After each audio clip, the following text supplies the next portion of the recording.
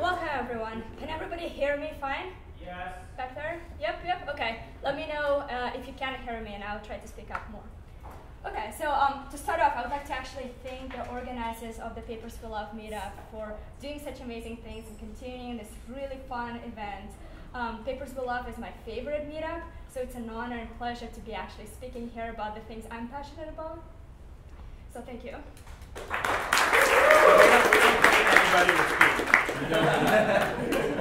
They did not pay me, but okay, so let's get started. So you may be wondering who I am. I work on search infrastructure, as Ishan mentioned. I work on the scheduling and indexing of the search. That's during daytime, and then I'm a very curious person, so I have a lot of different hobbies. I like to, my curiosity drives me to acquire new hobbies, new skills. So I actually do oil painting in the evenings and archery. And as Ishan mentioned, Loom, which is the graph algorithms and visualization library written in Clojure, for Clojure. So I'm working on that. I'm the active maintainer and contributor. And actually, curiosity is what brought all of us here today. Instead of taking a walk on such a beautiful night, we're here learning about VMs and trying to expand our knowledge. So welcome. One of my biggest passions is compilers. If you've talked to me before, I probably talked to you a lot about compilers, about cool compiler technologies.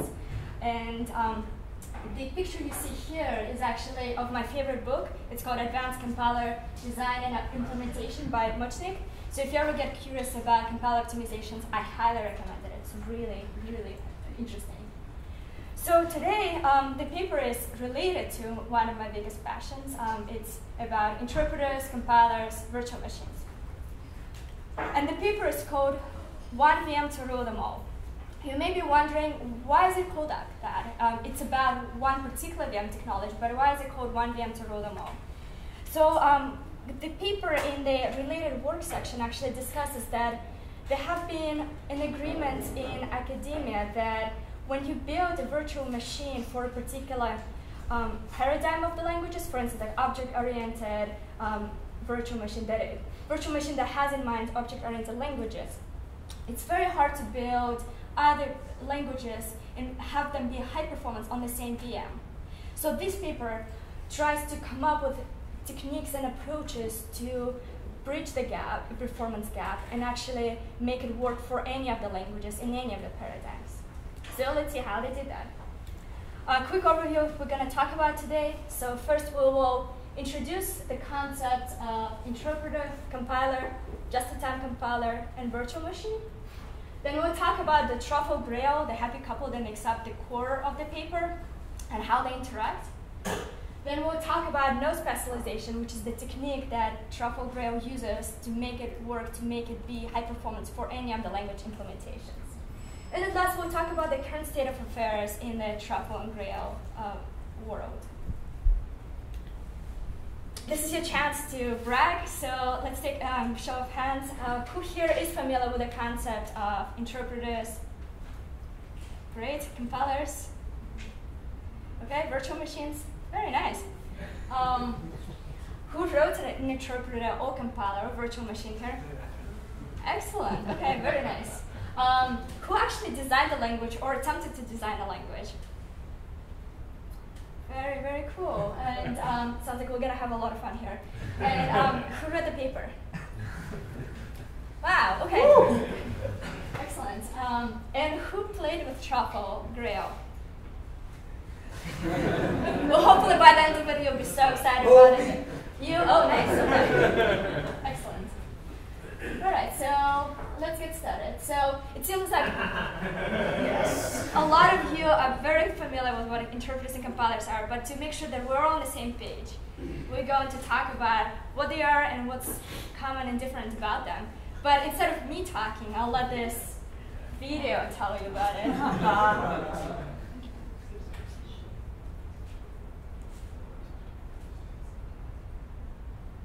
When you land in the world of computers with their strange, convoluted machine language, it's a bit like landing on another planet.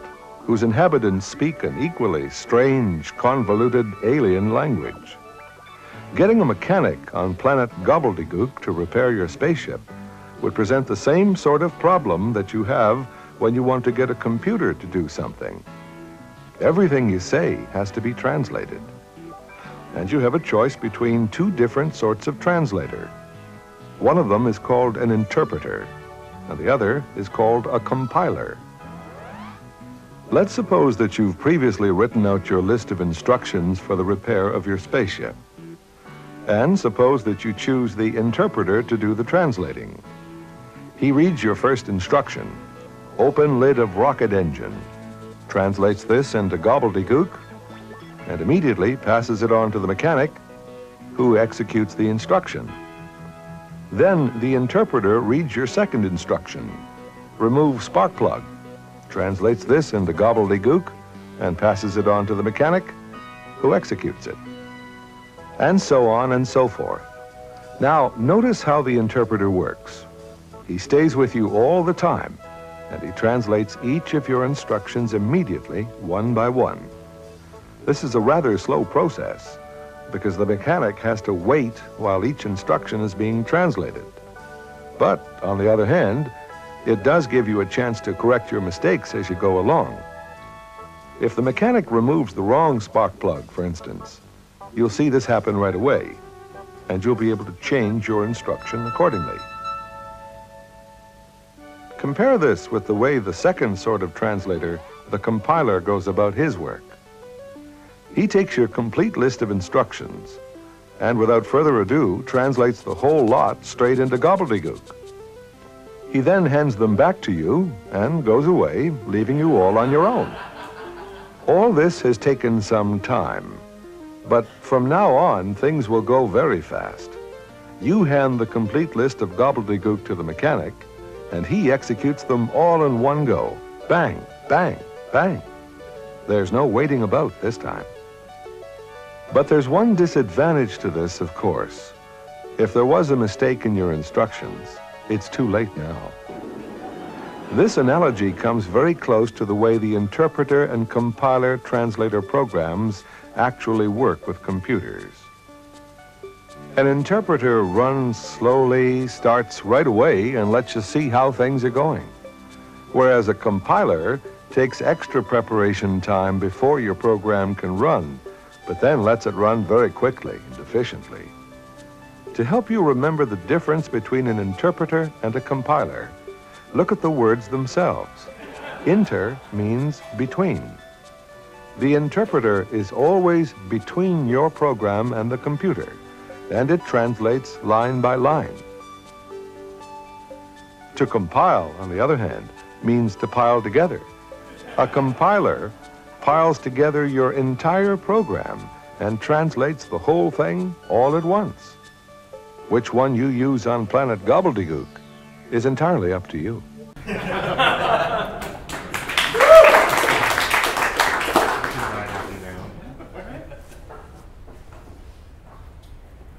Now that we know how interpreters and compilers work, let's talk about them on examples. And my computer froze. You're using an interpreter or a compiler? Oh, I knew that was coming. Literally a compiler. Let's see. All right. Okay. Here we go. So, what we see on the slides is the abstract syntax tree. Is everyone familiar with that? Well, we'll get started. So, suppose we have a function, expression which is 2 times 11 plus x. The way we would express that in an abstract syntax tree form is 2 times 11, and the result of that, you add x. So, what the interpreter will produce to you is something like multiply 2 and 11 and store that in a temporary variable. The reason we want to store it in a temporary variable is because we want to use the result of multiplication later on. So then we walk up the tree now. So we visited the multiplication node. Now we walk up the tree. Now we need to load x. The reason we load x is that this is this value came from elsewhere in the program. Maybe it's a user input. So we need to access the value of variable x. And now what we're going to do is we're going to add temp1 and temp2 and produce the result. For those of you familiar, this looks more like instruction, but I'm avoiding the 3-argument instruction tab just to make sure we are all on the same page and it's not too confusing. So interpreter will produce this every time it visits a node, whereas the compiler will walk the abstract syntax tree, generate to you the program, produce these instructions all at once. Are there any questions on this at the moment? Okay, and feel free to interrupt me if you have any questions, or just raise your hand and we'll make sure to address them as we go. So now, JIT compilers, which are stand for just-in-time compilers, the way I see them is that they are interpreter combined with a compiler.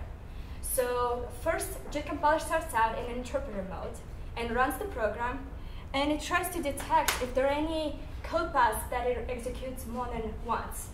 And it defines some threshold, suppose 10 times. And if it executes function more than 10 times, then it will compile the function and then run the compiled version of it on the next execution. So first, the just-in-time compiler runs it in interpreter mode, and then for the hot paths, for the code paths that run more frequently, it will compile them to be run faster. The name comes from just-in-time, so as it detects that the code path is being run very frequently, it will compile it just in time for the next execution. Are there any questions about this? All right. Let's talk about virtual machines. So in a C program world, in a C world, what we have is we write a program. So this is C compiler. Can also everybody see my writings? Okay. So we compile it, and then we produce machine instructions. So this would be your x86 instructions. Now, with the virtual machines, what we do is instead of compiling directly to machine instructions, we'll take the program, and then we'll compile it to bytecode.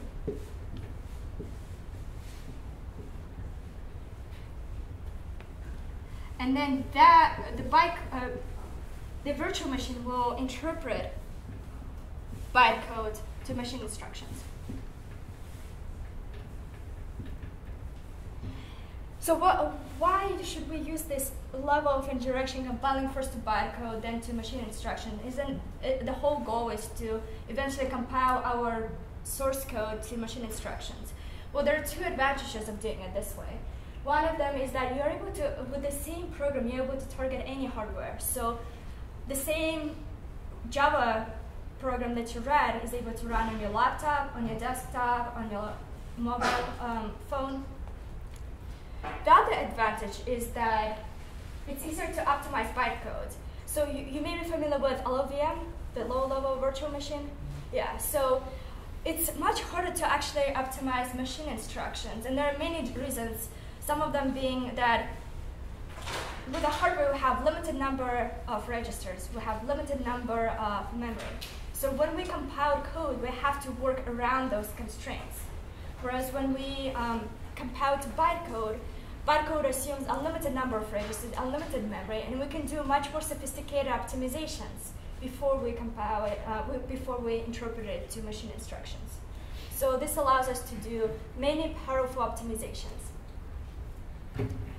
Okay, so are we good on virtual machines and where they stand in the whole chain? Okay, excellent.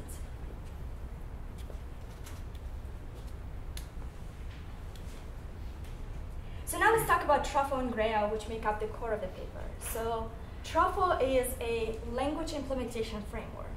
So to break it down, framework means API, so it provides to us some functions that we have to implement in order to get the functionality that the Truffle API has to offer. Language implementation stands for language design. If you have a new idea for the language you have, and you implement it using the Truffle API, then you'll be able to have an implementation of your language. And Grail VM is an extension to Hotspot VM, but it exposes Hotspot VM's internals. So Grail VM is an implementation of Truffle API that uses your language's implementation and compiles it using Grail VM. Okay? So where does each of them fit? So Truffle is for writing interpreter for your abstract syntax tree. And Grail is that gives you JIT compiler for free. As a language designer, you don't actually need to know how Grail VM works, how to make it work. All you need to know is how to implement your language using Truffle API, and that's it. So the beauty of that is if you're really into a type system and you came up with a beautiful way to represent type system, or you figure out a beautiful way to represent complex computations, or you came up with an interesting syntax and you want to try that out, this allows you to not get bogged down by code generation or compiler optimizations to get much performance out of your new language, but instead focus on the design parts of the language. So you can get started with writing programs in your new language as quickly as possible and iterate on it without having it be too slow. So how does Truffle and Grail achieve that? Well, it achieves that with several different techniques, but in my opinion, the most important one is node specialization. So let's look at what it does. For now, ignore the right-hand side with a second arrow. We'll talk about that in a second. So recall our program that we had, the 2 times 11 plus x. So actually, the abstract syntax tree that we had written is it looks very similar to the one we have on the slides. So we have our plus x multiplying 2 and 11. Okay, so first let's look at the node transition. So before we start evaluating our program, we don't know the types of nodes that we're operating on. We don't know the types of our inputs. We don't know anything about it. So it's uninitialized. All the nodes are of an initialized type. And we see the node transition. This is just an example. So for multiplication, for instance, you may be operating on integers, doubles, maybe strings if you define multiplication as a way to concatenate strings, suppose, and a generic way to do multiplication or naming to objects. So now you can go from an initialized to integer, double, generic, or string, and you can, if you overflow the integer, you could actually go to either double or generic implementation. So at this point, 2 and 11 are both integers. So now the multiplication actually is done on integer type. So we expect integer as our return type, and we expect that the multiplication is integer multiplication. So what we can do is we can actually swap out those nodes and specialize them to be of integer type. So now, as we're evaluating the program, we'll replace our nodes to be integer types. And because Truffle assumes implementation in Java, it will probably be something. It will probably look something like this. So it will be like public and multiply ints, and it takes 2 integers, int x and int y, and then returns the result of multiplying x and y. Okay, great. And now we'll have a profiling feedback in place for us. So we'll have a counter that counts whether we exceeded the threshold. And when we do exceed the threshold for being how many times they got executed with input types being integers. Once we exceed that, we will decide that we're probably in a stable state. We will speculate on that the user will not give us any other input but integers. So now we can do partial evaluation, which is on the right-hand side. So on the high level, the way you can think about partial evaluation is, for instance, on this example, we have 2 times 11 plus x. So really what the program is 22 plus x. So what we're doing here, for those of you familiar, is constant folding. And constant folding is just a special case of partial evaluation. So we don't know what x is. We have to get that at runtime. But we can do something about other inputs that we know. So our interpreter does no specialization. Imagine if it didn't do no specialization. It would behave just like any other JIT compiler. Now, because it does specialize on our language and our inputs, what we can do is we could compile that part of the interpreter away. So if, from the perspective of the hotspot VM or Grail VM, we have our application code, like the source code, in the new language, and we have an interpreter code that's running and interpreting and does the no specialization. We know what the interpreter does, so we can compile that.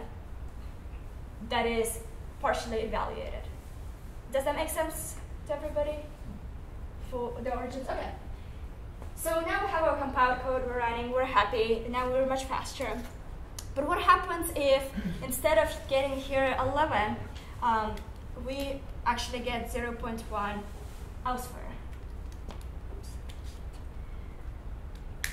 Elsewhere in the code.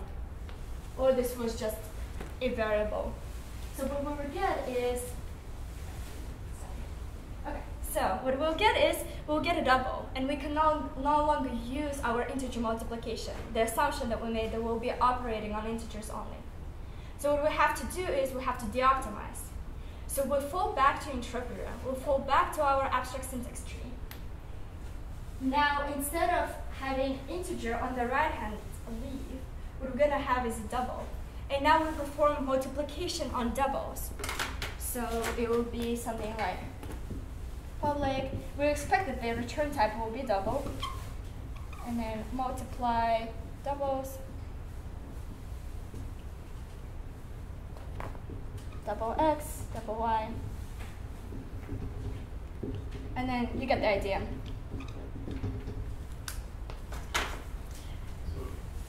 Yeah. Specialization makes perfect sense. I didn't consider the constant specialization fits in. Obviously, you're not going to write a multiply 2 by method.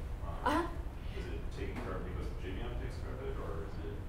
Right. So suppose we had this tree and it was still 11. So really, what we worry about here is this node, right? What type of input does this node operate on integers before, right? So we'll specialize this node. These coming is just an example, like a particular example of inputs, but it could be other arguments coming from elsewhere. Okay. All right, so now we're back to it being 0.1. Obviously, we can't perform integer multiplication on a double and integer. Correctness is really important to us. So we will, sorry, oops.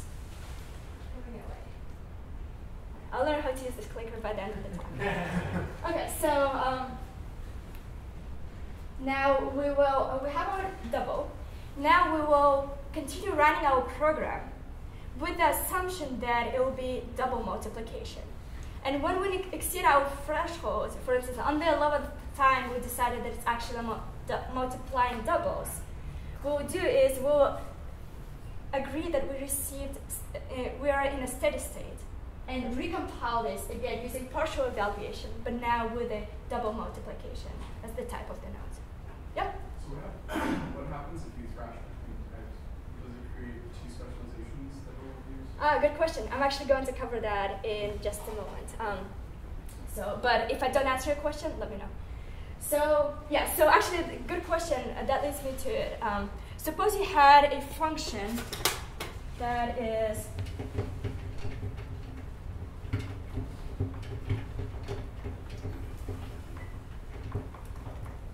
suppose you had a function full, and we'll assume dynamic types, and it does something like a plus b. Now we have three call sides. S is equal to full, 1, 2. Y gives us input doubles, and at call side Z, we give it strings. So the hello, PWM. Okay. So as we in the abstract syntax tree, in the interpreter, there will only be one tree for food. So as the 3 different call sites code with different types of inputs, what we're going to have is they're going to be poisoning each other's profiling feedback. And in the end, we'll end up with generic implementation because if you recall the state transitions, we'll go from integer here to double, and then we'll get the string, so we'll just go to the generic implementation, which defeats the whole purpose of doing node specialization. So instead, what we're going to do is we're going to use the technique called tree cloning. So for each call site, we're going to clone the tree, abstract syntax tree, for the function foo, and we're going to insert that there. Now, as long as at this call site we keep calling with the integers, we will specialize with integer addition. And at this call site, we'll specialize with double addition, and this call site will specialize with string addition. Yes? So you call that tree cloning? Tree cloning. Tree cloning. Yeah, cloning of the trees, yes. And that's a space trade-off? Yes, so that's a space trade-off, but the advantage is we get to use action node specialization and produce optimized code. Yes? Oh, sorry. Go ahead. So is node specialization kind of skipped in more strongly typed languages, like say Haskell or something, where it just knows from the program already what the types are? It could do that, yeah, definitely. This is. Sorry. Okay. So this is strictly about dynamics. Oh, is that what you know? No, that's strictly. That's their, Yeah. that's their use case. Well, those are the hardest. Because there's a whole range from dynamic types to strongly typed languages, so. But even if you work in a statically typed language, you have now required types. Yeah. Right, so you can still specialize. If Yeah. you actually use it. There's some really amazing work that's been done on doing JIT specialization in type languages. It's just not used that much, but it works really nicely. Go ahead. So is tree cloning like a fancy term for like function inlining, basically? Like in this case, it seems like what you're doing is you're inlining. Like the reason you have to clone a tree is because your abstract syntax tree belongs to a function definition. And so you're talking about call sites, so it's like you're inlining the function first, this tree cloning, and then you're optimizing each inline. Almost. So it will potentially become inline. The function will potentially become inline later. I see, okay. But it's still going to be call function until it gets optimized. You can clone for different reasons. So you can clone to specialize for a call site, but you can also clone to specialize for a code path at a common call site, or et cetera, et cetera, et cetera. So like a code path in a loop, for example. Yeah, like you might have a loop where it goes through 2 code paths regularly. You might specialize it twice. So you make 2 clones, one for each unique code path. Okay. And then later it will be inline if it's been called for long enough, or if the compiler decides to do global optimization, it makes sense for it. Okay. Yes, go ahead. Is there a threshold for cloning, or does it clone as soon as it sees different values? So I believe that's actually something you can do with Truffle API. You can determine yourself. Yeah. Okay. Is there a cost to dispatch, or does it really not matter because the JIT is tracking usage anyway? So it kind of. So I don't think there is. So if I understand your question correctly, you assume there may be a cost to dispatch because now you have to call elsewhere. You have well, to decide which tree to. So there shouldn't be any extra cost to dispatch because you're just cloning it over. You'll still be calling that function even if you didn't do tree cloning. So what this allows you to do is specialize better, depending on the call set. Any other questions? Yeah? Do you have to predefine all of the dispatch space ahead of time? Yeah, that's actually something. So you have to define how you will specialize on the nodes. All the different, Do you have to yeah. define like a DAG associated with type specializations? So in the paper they have examples. They have a DSL that makes it look pretty easy. It doesn't seem, it seems like the DAG is, at least in the simple examples, implicitly derived for you. Yeah. So actually, so you use Java's annotations to do that, which is makes it like very seamless. little domain-specific language to do that.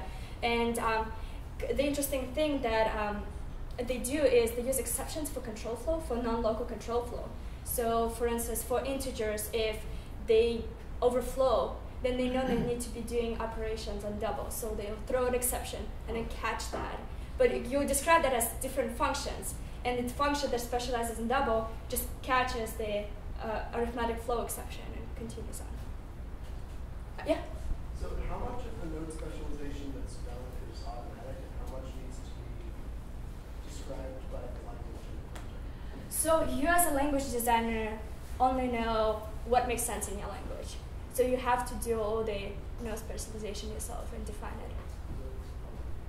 it. It's primarily providing you assistance in like profiling and like actually maintaining it, like provenance of like where data comes from. It's doing all the bookkeeping for you, but you actually have to specify the optimizations for your language. Okay. Good. Were there any other questions? Sorry. Oh yeah, sorry. Go ahead. Yeah, I'm not familiar with the compiler technology, so I just want to clarify the concept. So let's say this is a JavaScript expression, 2 times 11 plus x. This one? Yes. This one? Yes. This is a JavaScript expression. Okay. I implement interpret this Java. So what do you mean compiler? I don't understand how I interpret this stuff. How you would compile this stuff? Yes, when just say this expression get compiled, what do you mean? Okay, so if Do you code Java program? Is that what you mean? So by compiling this expression, what I mean is that you would take this expression and then possibly do optimizations like we discussed. You would turn actually that into 22 plus x and then spit out the machine instructions. Yeah, actually that's right. Is it a bytecode in Java program? So you produce Java program, not produce bytecode. Right. So you write. So in Truffle, you write Java program that describes how to interpret your language, and then it gives you a compiler for free.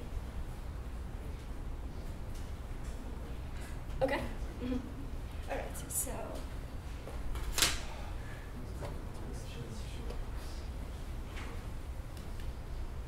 So you may be wondering what kinds of languages are there. At the beginning of the talk, I mentioned how the author set out to build the VM that is able to deal with different paradigms of languages. So there is JavaScript implemented, Ruby, Python, R, and J. And the paper actually talks about some of the challenges and different techniques that they used to interpret each of those languages. I highly recommend it. The sections are very short. We could also discuss it afterwards if you're curious. So now let's talk about everything, all the useful links that you may care about if you're excited about this. So there is the Grail on OpenJDK. So it's part of OpenJDK effort now. And you can find all the wikis for the Truffle API, for Grail VM. There is a Truffle Ruby effort, and there's actually a very interesting post about how they made Ruby work on Truffle Grail platform. There is a fast R, so a fast implementation of R. Zippy, which is an implementation of Python on Truffle Grail. And there is Truffle Sum. So Sum is a restricted subset of Smalltalk that is used, I think, primarily by research community to develop, to do research on VM design and VM technologies. So it's very interesting. There's a lot of work being done. The authors continue to do work. So on system modularity, you can find some slides. Don't worry about recording these links. I'll post the slides online, so you can get access to them. So for system modularity, it's actually interesting in that they were able to scale up the team from 1 person working on this project to 50 people working concurrently on different parts of the project. And some of the examples of modularity, well, they took the Grail VM, and well, Grail VM could target different architectures, right? It could target different host runtimes, host VMs. So expanding into all those dimensions. A think they're launching it soon, or they already launched it. The website, it's all the things Truffle and Grail. So all the research that is currently ongoing, all the papers are being published to one place, which is grailvm.org. And actually, the small talk implementation in Truffle Grail is the fastest now, and you can read about it, how it compares to other implementations. There's also being significant progress done on R, Python, Ruby, and Smalltalk. Are there any questions about this so far? Yeah. So I guess this may be a very naive question. So what is the core innovation? Is it that the ability to describe these transformations on ASTs that are kind of language agnostic? So that's the big thing. Yeah. Are you familiar with PyPy by any chance, or IPython? Okay, so it's a similar idea, right? So PyPy is the Grail VM equivalent, and RPython is the Truffle API equivalent. The difference between them is that PyPy and RPython are give you the tracing JIT, whereas this gives you AST JIT compilation. So, and it's more powerful because you're operating on a higher level, so you can infer a lot more things from the semantics of it and do many more optimizations, because now you can do global optimizations on the whole tree as opposed to just on the particular trace. Yeah? Can you talk a little more about trade-offs between PyPy and Grail and Sure. I mean, so RPython is a restricted subset of Python in which you describe how to implement your language. Perhaps you notice somebody is more knowledgeable than I am. I haven't played with it at all, but the main difference is that the tracing JIT versus AST JIT. So is everybody familiar with what tracing JITs are? Okay, no, okay. So basically what you define is you define entry points and exit points from traces. And traces are just a sequence of instructions that runs one after another. So if you had some sort of control flow like this, and then you just have a bunch of nodes, this would be one trace. So you could execute them. You could speculate that this is you could speculate that you always take this path because of what you saw, and then you'll just compile the whole trace. Yeah. So those circles are supposed to represent conditional branches. Yes. So the branching off is the conditional branches, and these following is just consecutive instructions. Okay. Yeah. Go ahead. So I didn't read the paper. Yeah. Sure. It gives you a minute, though. It's good. You said that using Truffle, you describe how to interpret your language. So I'm assuming that means like there's an API for like giving semantics to your language. Is that like what Truffle does? So you define semantics, right? So like with no specialization, for instance, you define that the addition node, how that should be executed, how to specialize in the type. You're actually writing execute methods on a dynamic subclass of expression. So you're implementing like a virtual dispatch table, and then you're defining a bunch of different specializations, and it's analyzing your classes, and it's building dispatch tables and stuff from that. So you're actually writing an interpreter that's an AST interpreter. Okay, so there's like a dynamic value type or something. Yeah, so everything's like expression. Oh, I see. And you just return an expression. Yeah, but so like you'll write execute, and you also write execute int. And you'll say execute int is the version of execute when I know my return type is int. And so you say when I can execute object, I switch. And then you say, well, if I know my return type is int, then I can bypass the call to execute and just go directly to execute int, which means that the caller has to know to go to execute int directly. So you're writing an interpreter, and then it's a framework that takes that interpreter and like chops parts of it out for you statically while you're running it. And you can specialize on the arguments too of expressions? You can specialize on more or less anything, okay. But you may have to specialize and specialize or do so. Okay. So if internally everything is objects or objects of particular types that you're interested in, and you're interested in dispatching on particular types, particular prototypes, you could express all that using Truffle API.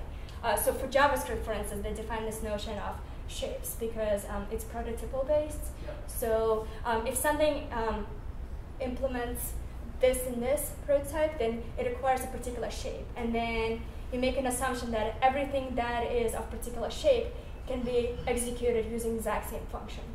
Okay. Okay. Is that more clear? Yeah. Okay. Okay. Yeah. Go This ahead. question is probably coming from the naive corner of things, but would this be useful for designing a functional language? It seems very object. So good question, right?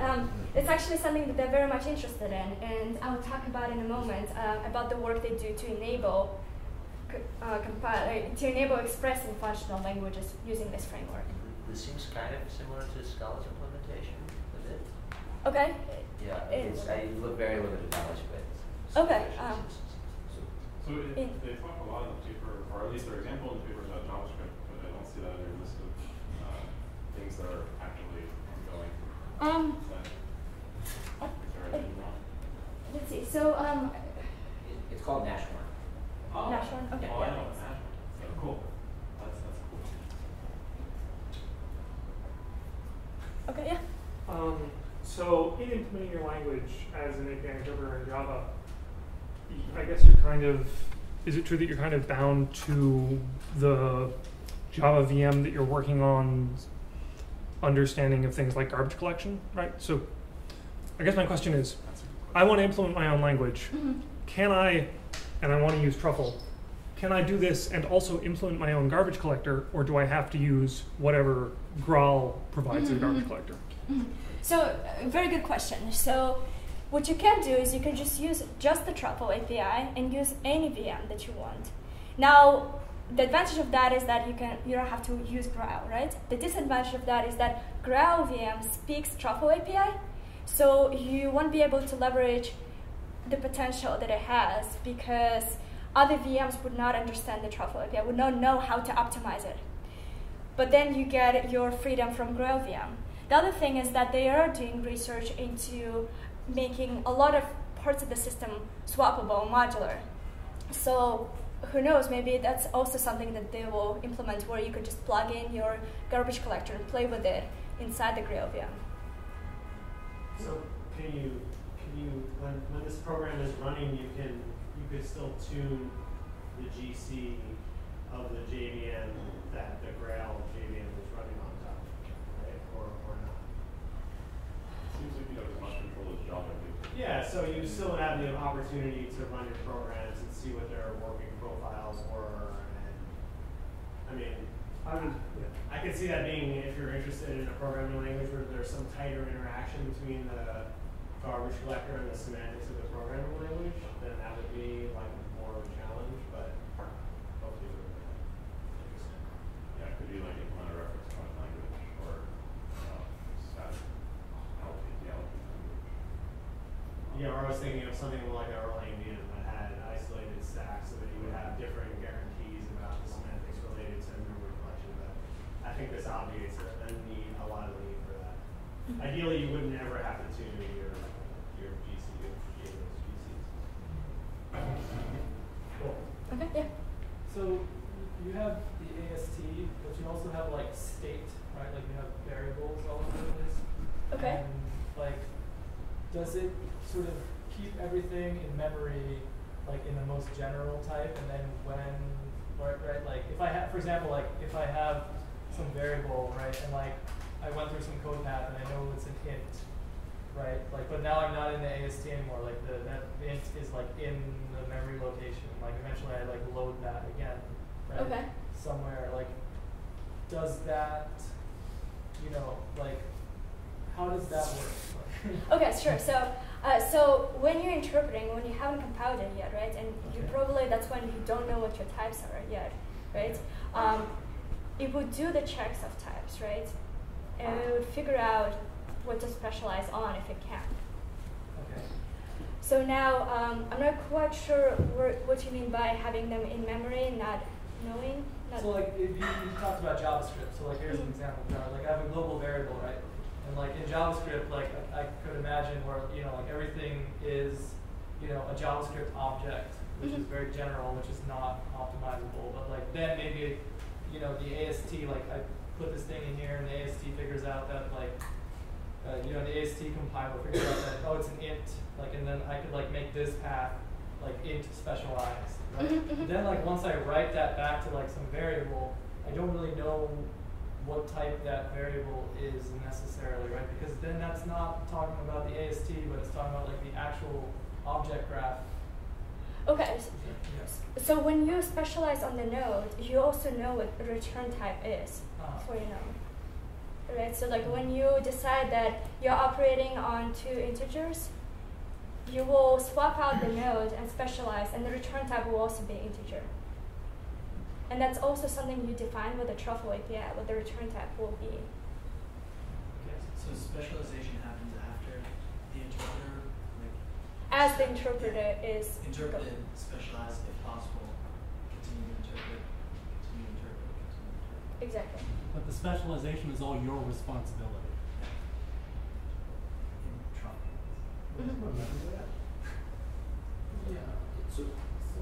So the Truffle API has like a frame object that represents JVM stack frames, and so it's basically assuming you're going to use a JVM like VM representation. And so what will happen is when you program your interpreter, you program it against this frame API, and the Truffle engine knows how to look at your code and see when you're reading and writing to those types and specialize that to the particular architecture you're operating on. And so when you read or write to a mutable array that's part of a frame object, it goes, oh, that's actually a stack frame.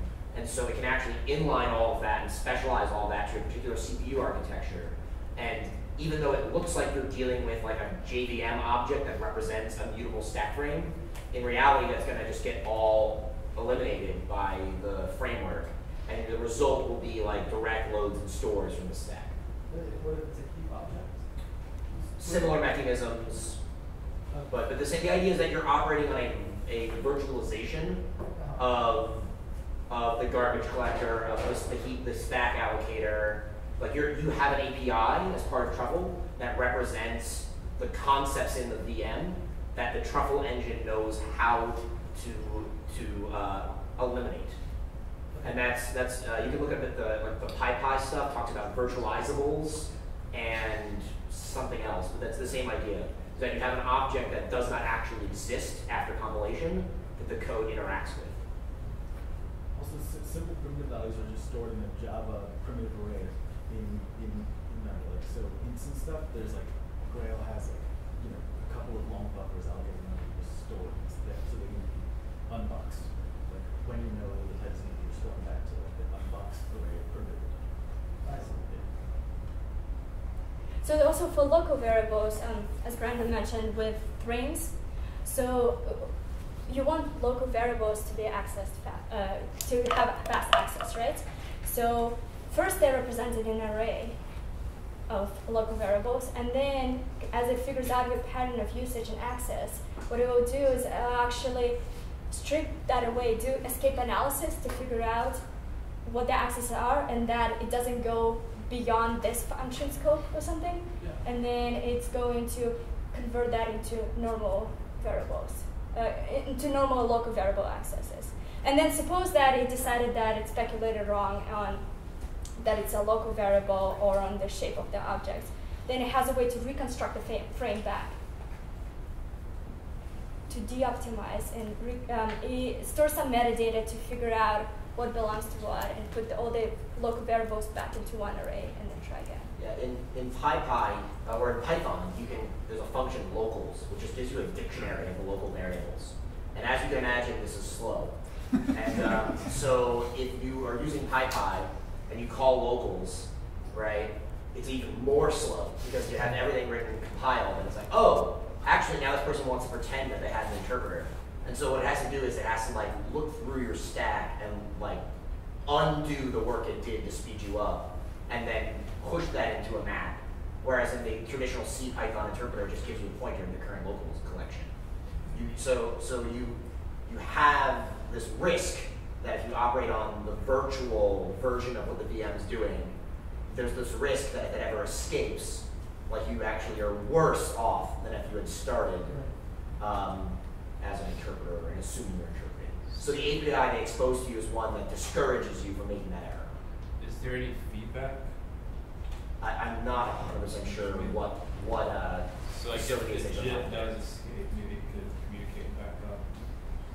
Yeah, I don't know. Any feedback for?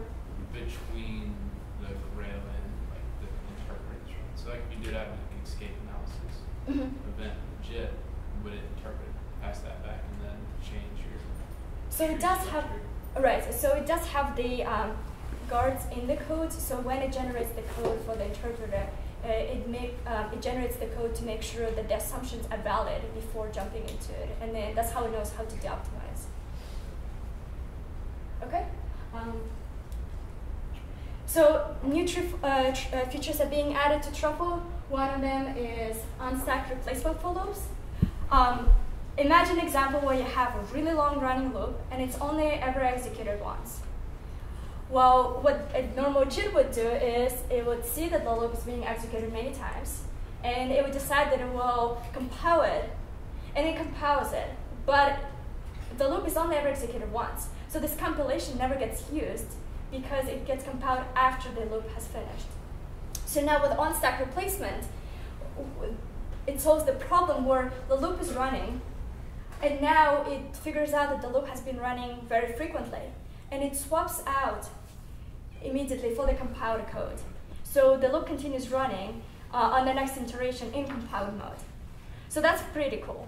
Another optimization, another feature they're adding is support for tail calls, which is especially for questions for functional languages support. Very exciting, yeah? All right. So for Grail.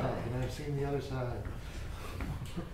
I may not get there with you, but anyway, sorry. So Grail VM binaries are available here. Remember that thing we were discussing, how you don't really have to use Grail VM? Well, if you wanted to use Grail VM, you can actually use it to execute your Java binaries for anything. And they have been working on improving performance for it, and they've seen that it's faster on some workloads. So have fun with that. And I promised on Twitter that I'll say something really exciting for Clojurians. I haven't forgotten that. So the author's actually very interested in Clojure implementation on top of Truffle Grail. And they believe that they will be able to support tail calls. And they'll be very happy to support their efforts on implementing open source Truffle Clojure. With that, I'm going to open up the floor for more questions, if you have any. And yeah, go ahead. So I was kind of disappointed. Oh, so the paper's awesome. Obviously, it's a great technique. But I was a little bit saddened that there was no experimental results presented. So for instance, even breaking down the type specialization. So for instance, I co-authored a paper in CGO 2010 where we did this sort of type specialization on a graph of the program for the Lua language. And we found like a 2x improvement over like native interpreter speed. Oh, cool. So it would be awesome if the authors like presented in a follow-up paper some experimental results. Yeah, I would check out actually the graalvm.org. They may have papers, I'm not quite sure. They have a lot of papers there, but yeah, they may have more following work describing performance. Okay, any other questions? Who's excited now? Yeah, go ahead. I'm not familiar with how Clojure is like compiled interpreted now. Like, how would this differ from how Clojure works? Okay, so Clojure right now is implemented in Java. And there's an effort being made by the community to have Clojure in Clojure compiler, so Clojure, bootstrap Clojure. Yeah, so It's statically compiled. Okay. Is the answer. okay. So who's now excited to implement their own language in Truffle? All right. All right. I think there were a couple questions. Yeah, go ahead. Yeah. So there was some mention in the paper of something called a polymorphic inline cache. Yeah. Yeah. I'm not a VM guy. I can guess maybe what an inline cache is. All right. What makes it polymorphic? Okay, so let's talk about that. So monomorphic, polymorphic, megamorphic, right? Monomorphic one, polymorphic few, megamorphic many. Okay? So now specifically let's see. Well, suppose you're in a language with protocols, and you have a protocol foo. I'll call it ifoo for interface. That's like a more closure thing. Okay, so now we have A implements ifoo, and we have same with B implements ifoo. Okay, so now foo has a function in it, just one function, say var. And now A provides an implementation of var, and B provides an implementation of var. Now, when we have an object, an instance of one of these, say we have an x, we need to figure out which of the functions which of the implementation we're actually going to invoke, right? So what we're going to do is we're going to check, oh, is x instance of A or is x instance of B? And then if x is instance of A, then we're going to invoke A's implementation. And otherwise, we're going to invoke B's implementation. So it's not really a cache in the classical sense, like somewhere in memory, key value store. It's in the code, usually as part of the instructions, and it just figures out which of the implementation needs to invoke. So that's what polymorphic inline cache is. So it's like a dispatch table for things of type ifoo. Mm-hmm. Yeah, exactly. And like inline part is like it being just integrated in the code. I think that's what it stands for. Yeah. Specifically at the call site. Sorry? Specifically at the call site. At the call site, yeah. Mm-hmm. Okay, yeah, go ahead. I guess I have two kind of speculative questions if nobody else has questions. So the goal here, or at least one of the goals here, is to have a VM that is capable of implementing many different varieties of languages on top of it.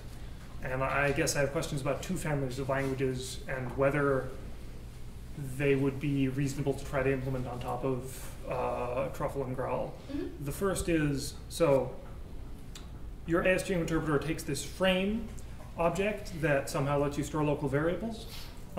What if I was implementing a language that doesn't have local variables, like a stack-based language, like Forth or Factor? Mm-hmm. Would that be possible? Would it be reasonable? Would you still get the same ability to optimize that you get? Good question. So for stack-based languages, my guess, and feel free to jump in and suggest your ideas, is that you could leverage the frame objects inside it to access the variables and manipulate them. Now for other things, I'm actually not sure. Does anybody have any suggestions? Did they implement J on Growl? Sorry? J is stack-based language? I'm curious. I thought J was stack. They have. So I don't know the J is stack-based. Wait, so what makes a stack-based language is that it has two stacks, not just one stack, right? Two people. So what you can imagine is if you have this function, right, that when you're compiling it, you can figure out, am I popping things off of the stack that I expect from somewhere else, in which case that's like a global, and am I popping things that I can trivially prove I just pushed onto the stack, in which case it's like a local. So you can end up with this, so a stack-based language, although semantically is stack-based, doesn't actually end up that way. Just like, when you write, Java, it's semantically everything is in the heap, but actually it moves things on the stack when it feels like it, and in the runtime it tends to take liberties to make it go faster. But I would have to do that, kind of figuring out where my stack-based indices turn into local variables myself in my implementation. I don't think Truffle would do that for me. Is that right? Right, yeah. I mean, if you wrote it naively where you're just like, here is one giant list and I'm going to only push and pop on that, then Truffle's not going to be able to do. I mean, you'll get the standard, optimizations that Java and the JVM can try, but if you want to make it better, just as everything with Truffle Grail, the idea is, you have to figure out how to make that, and it'll make it go faster for you. Okay. Yeah, I don't know. I'm not totally familiar with Truffle's call stack, sort of what provides for debugging and whatnot. But kind of the defining characteristic of a Forth or a Factor is that they have two stacks at least, separating data and callback and calls. And so the interesting thing is that you get a call stack somewhat for free in your AST. Like if your language doesn't actually have function calls at all, right? Which is actually totally possible, right? Like you can just inline everything, right? Just insert it, and you never actually like put a named call frame on the stack. You're still going to get the optimizations from the way the AST works, and your interpreter is still going to have call frames in when you call execute on a sub node or an otherwise related node. And so the frame bit is about data on the stack. And so I don't know specifically the answer like what the API looks like, but I know that the interesting thing about stack languages is that they separate the data stack and the call stack. And the frame object that's in Truffle is got an array for the data, and then it's a like linked list essentially for the call stack. And so you can work with them independently, maybe with some trickery. So this is a core question though. This goes to the core of the paper. Like what's interesting about this? Lots of different languages have been written against many different VMs. It's not surprising, it's not that innovative. What's innovative about this is it's giving you a strategy for implementing a language against a VM. So you don't have to go to the Erlang runtime or the JVM or something else and say, what the hell do I do now? You have the API, which gives you an approach to take. So if it doesn't handle stack languages, I'm sure they're very interested in that insight, and they'd love to add capabilities to support that. I think even more than that, it provides an opportunity to target a highly optimized VM, which you never have as a language designer. It takes over a decade to optimize it, so you have access to that. And the second thing is, agreeing with what you said, it focuses you on the AST rather than the bytecodes, which, as Aysylu said, is a higher level representation, and it's easier to write that stuff. Well, right, but doesn't everything go to the more abstract as your tools become more capable? LLVM. I mean, go ahead. LLVM might be a counterexample of that because they optimize on SSA bytecode. Okay. Well, there'd be two different approaches then. So, Mr. Bernstein can talk about the anti-approach of the bytecode versus the AST. And actually, Truffle Grail offers the way they compare themselves to LLVM is that they're high-level virtual machine versus low-level virtual machine. If any of you actually tried targeting LLVM, there's a lot of mind-bending you have to do to make your language target LLVM.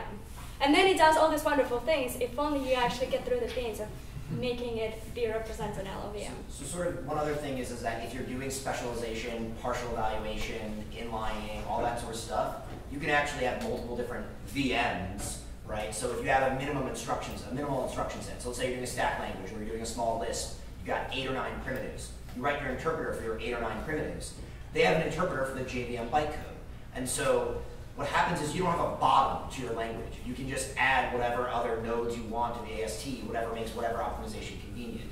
So what's actually happening is that it's going to you're going to write specializations for your language primitives, and then you're going to write compilation to some other set of AST nodes that somebody else is going to have written specializations for. And so if your goal is, and so what's going to happen is if you produce in a compilation step JVM bytecode, it's actually going to execute abstractly, partially evaluate the JVM bytecode before that ultimately becomes machine code. And so there are many, many levels, and what this does is because you have some type expression that has some method execute that's virtual, you have an open, extensible set of things that I know how to interpret in terms of other things I know how to interpret.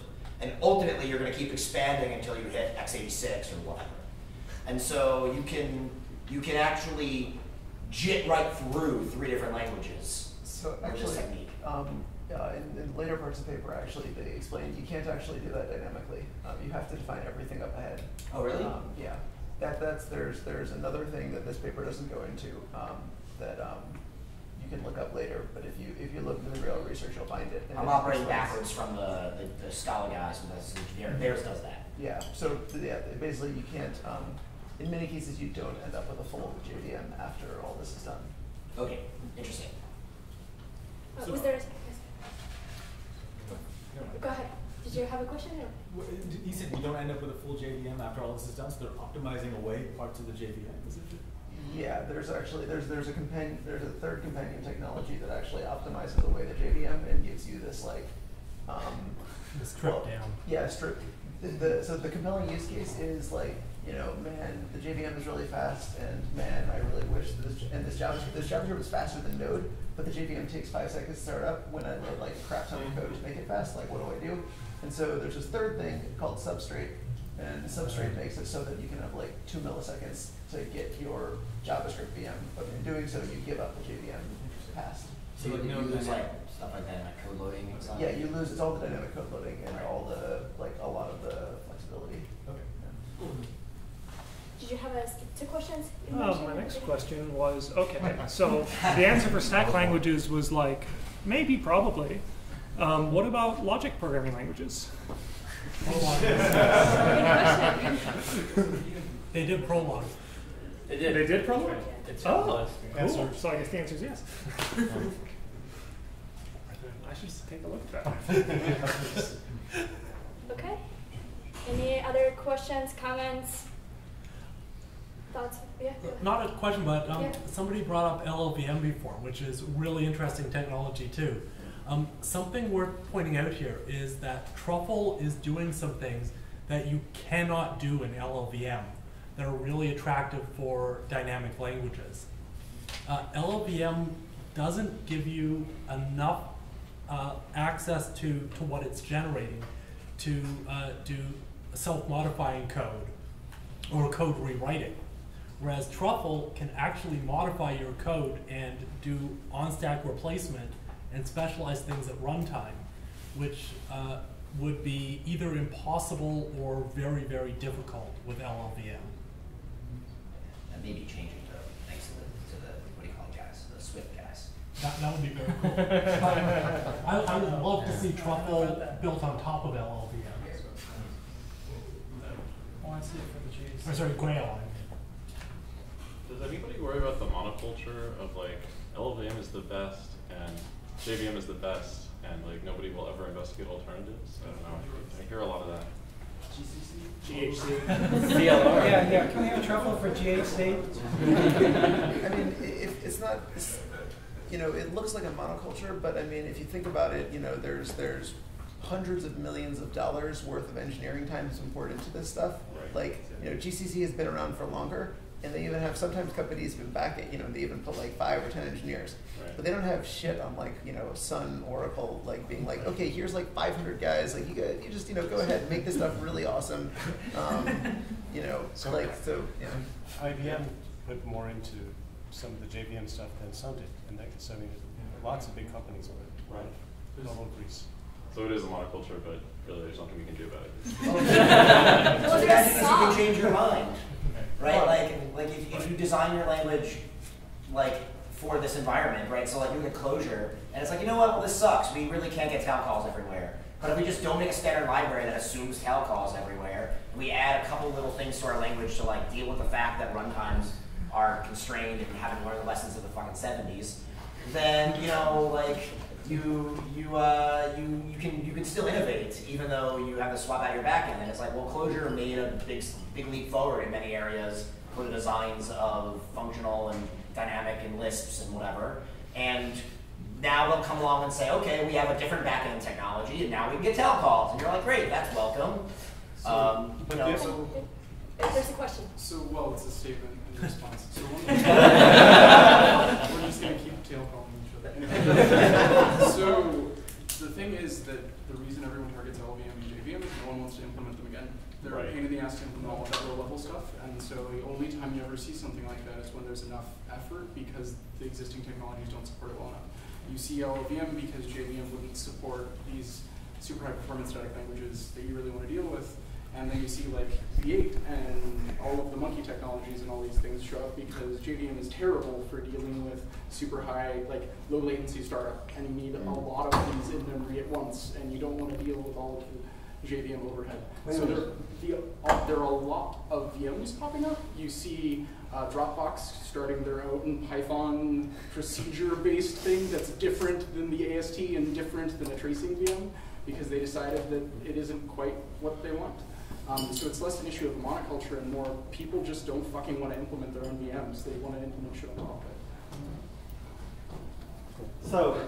So you said monoculture, but then he said no. So I mean, he wins, doesn't he? Well, so there are lots of VMs out there, but there are only a few VMs that have lots and lots of work put behind them, right? But it's also not as hard as people say it is. Like you mentioned Factor. Factor was like what 7 or 8 primary contributors, and they beat V8 on a lot of benchmarks. Granted, V8's solving a harder problem, making JavaScript fast. but it's not like it's doable. Like we know how to write VMs. It's just not that much fun. So what's wrong with the monoculture? The thing is that it's open source now. 10 years ago, if there was a monoculture, you couldn't touch it. But now you can actually go and do things if you want to and make small changes. And that's fantastic. The problem with monoculture is lack of competition means stagnation. So also means industry backing. If there's a company backing it. Well, yeah, and even they can start resting on their laurels, right? Like, I mean, SpiderMonkey was not very fast until V8 came along. And it's like, oh, hello, we need some competition. It's time to start competing. They're both open source. But I mean, at the same time, when you look at like all the killer VMs, like you look at Hotspot, Dart, and V8, it's the same group of people. In Rail, it's the same group of people.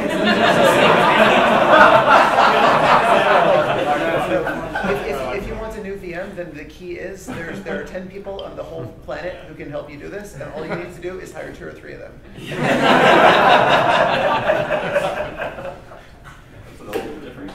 I think the really interesting point about this work is that it is a potential dart into the heart of that monoculture in a way where this is actual innovation, and the idea that you can modularly decouple the front end from the back end in this way is really interesting. And the other thing is that you don't this. I mean, how long has this work been going on for? It was announced in 2013, I think. Yeah, so we are getting faster and better at building VMs, and I think that this also is a death knell to the monoculture in the way that it is a language toolkit that is not designed to optimize a specific kind of language necessarily, right? So it does work better on certain kinds of languages, but they're open to opening that and working on other kinds of languages. Whereas before, if you've seen the Clojure compiler, there's all kinds of machinations in there to make a Lisp fast on top of something that doesn't assume certain things that you need to make Lisps fast.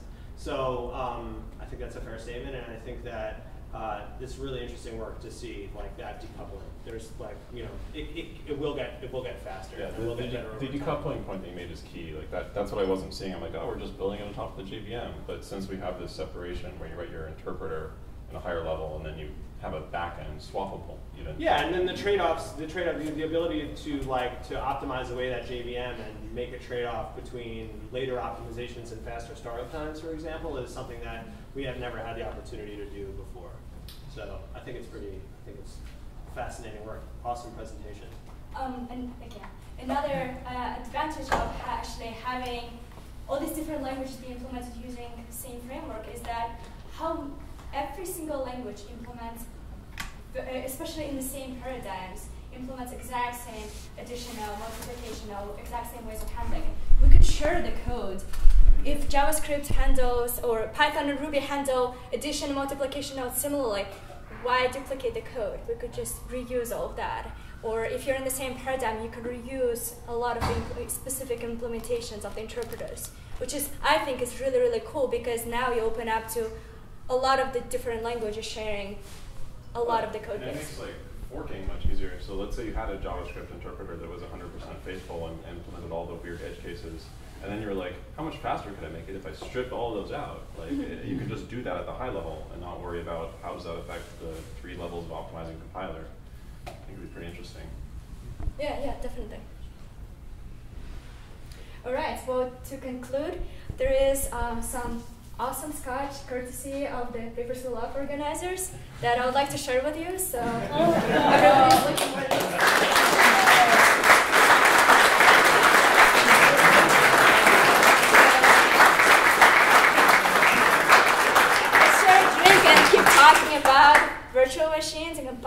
languages. Thank you for All right. coming.